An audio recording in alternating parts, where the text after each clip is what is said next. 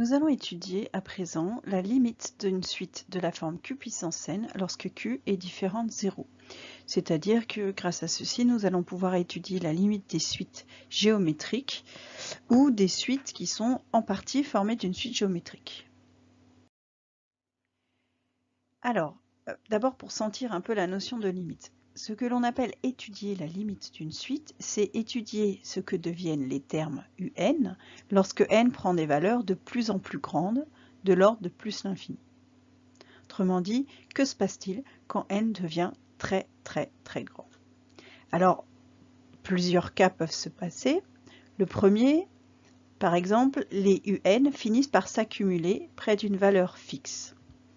Si je prends la suite un définie par un égale 1 sur 10 puissance n. J'ai fait les calculs dans un tableur et je remarque que quand n vaut 1, un vaut 0,1, quand n vaut 2, un vaut 0,01 et ainsi de suite.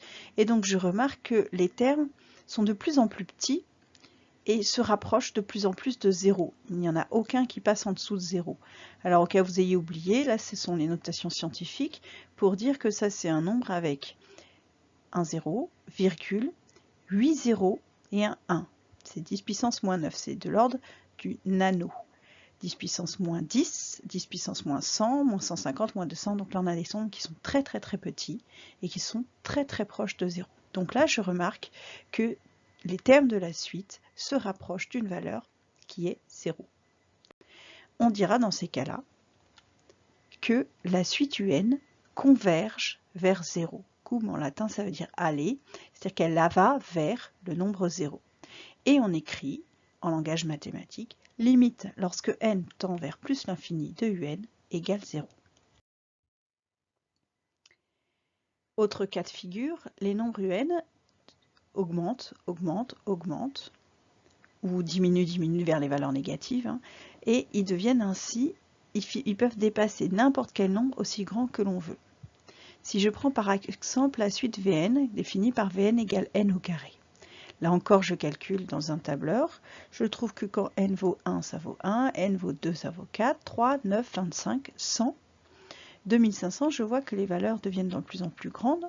Donc par exemple, si je me dis, je vais prendre 1 milliard, 1 milliard c'est 10 puissance 9, et bien si je prends n égale 100 000, je remarque que la valeur que j'obtiens là, c'est 10 milliards. Donc j'ai dépassé 1 milliard en prenant n égale 100 000 au carré, c'est plus qu'un milliard. Et ainsi de suite. Donc, les nombres sont de plus en plus grands et ils deviennent aussi grands que je veux. Dans ces cas-là, on dira que la suite va diverger. 10, ça veut dire loin, donc la suite diverge vers plus l'infini.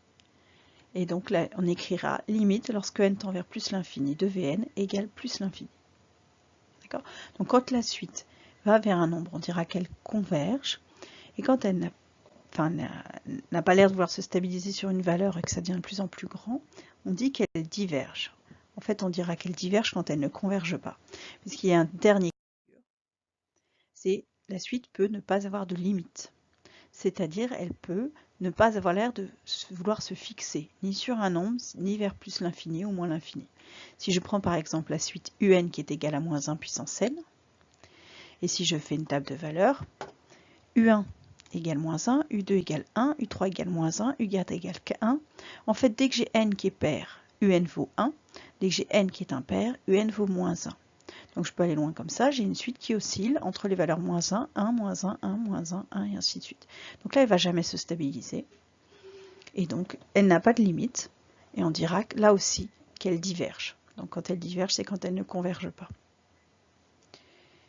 Alors nous, on va voir une propriété qu'on va utiliser beaucoup.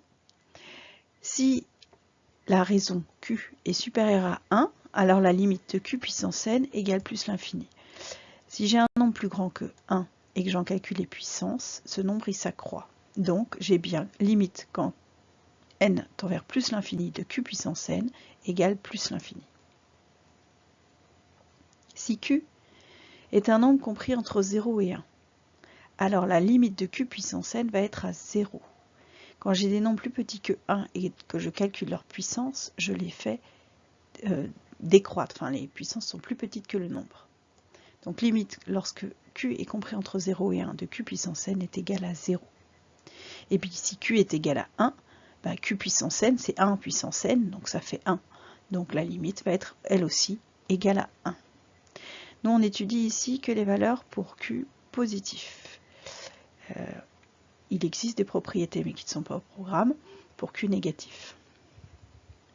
Alors cette propriété, on va l'utiliser en voyant la propriété suivante. Donc cette propriété qui est assez intuitive en fait, je préférais presque que vous la compreniez et que vous sachiez l'utiliser sans vraiment l'apprendre. C'est assez logique. Donc si la limite de un est égale à 0, ça veut dire que quand n est très très grand, un est très très proche de 0. Alors, pour tout nombre a réel, si je fais a fois quelque chose de proche de 0, ça va a fois 0, ça fait 0. Donc limite quand n tend vers plus l'infini de a fois un égale 0. Si je prends un autre réel b, je fais limite de un plus b. Un tend vers 0, donc ça va tendre vers 0 plus b. 0 plus b, ça fait b. Donc limite de un plus b égale b.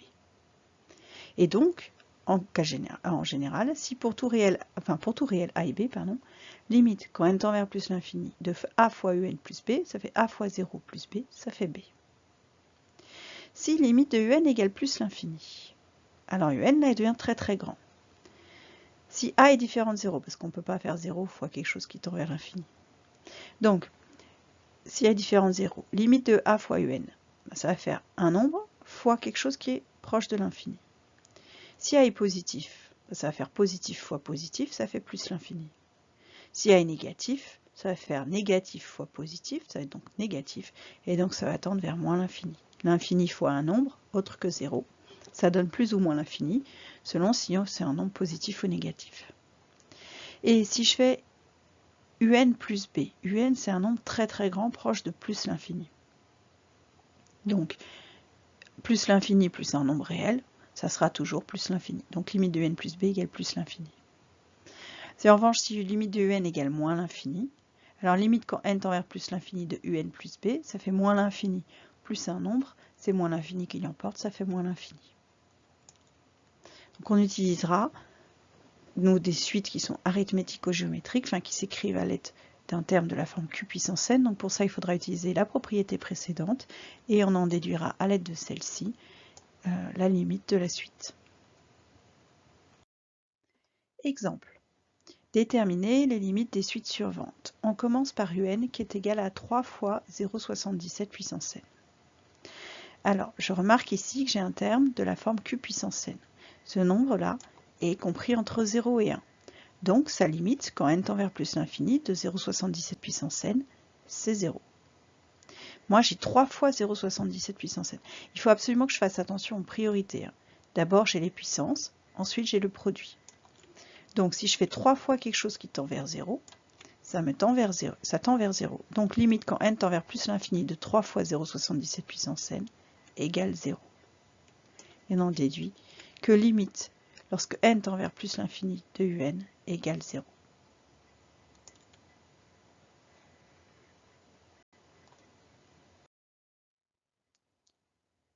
Deuxième exemple.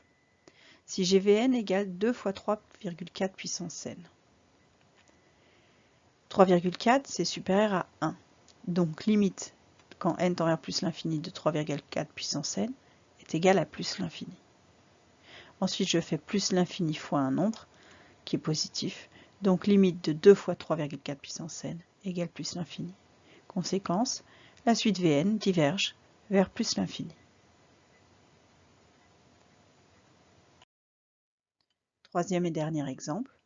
J'ai la suite un définie par un égale moins 5 fois 0,4 puissance n plus 3. Priorité à la puissance, ensuite le produit, enfin la somme. Donc il faut d'abord que j'étudie la limite de 0,2 puissance n. 0,2 est un nombre compris entre 0 et 1, donc sa limite quand n tend vers plus l'infini de 0,2 puissance n égale 0. Par conséquent, je fais moins 5 fois 0, ça va tendre vers 0. Ensuite, je fais 0 plus 3, ça va tendre vers 3. Et donc la limite de un, quand n tend vers plus l'infini, est égale à 3. La suite un converge vers 3. Voici comment je vais étudier les limites de suite.